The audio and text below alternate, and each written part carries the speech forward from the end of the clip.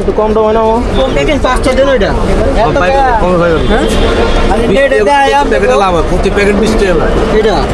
কত বেশি ভাই? 2500।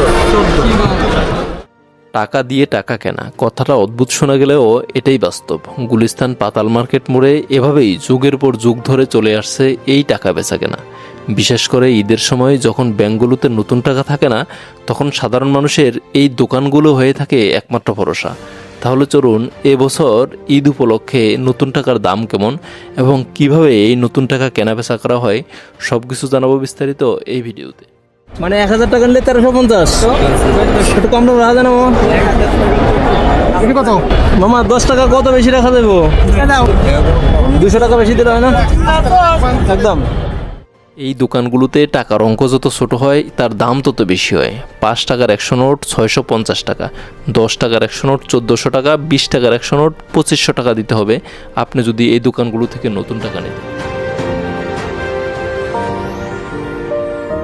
একদম এটা লোন, এটা করবো 200 টাকা, এটা করবো 250 টাকা। আমরা 20 টাকা লাগে মাল বিক্রি। মামা 10 টাকার নতুনটা কত করে এটা? 50 টাকা আগে 1400 টাকা মামা। এখানে শুধু নতুন টাকাই বিক্রি করা হয় না, এই দোকানগুলোতে আপনারা ছেঁড়া ফাটা দেশি বিদেশি যে কোনো ধরনের নষ্ট টাকা দিয়ে আপনারা চাইলে নতুন টাকা নিতে পারবেন, কিন্তু সেজন্য ওদেরকে দিতে হবে কিছুটা কমিশন।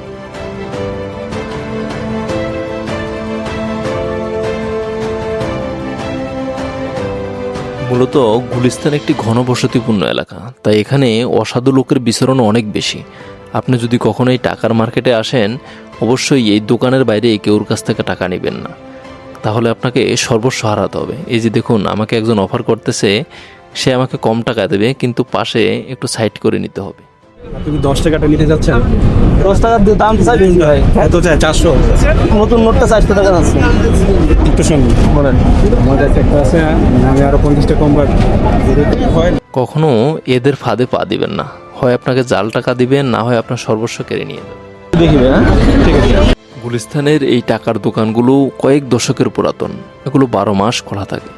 বিশেষ করে ঈদ বা যে কোনো বড় উৎসবের সময় এখানকার বেচা কেনা হয় বেশ জমজমাট, তাই দামও দিতে হয় একটু বেশি। অন্যান্য সময় একটু কম দামে আপনারা এখান থেকে নতুন টাকা কিনতে পারবেন। সবাই এটা কত রাখবেন বেশি? 1400।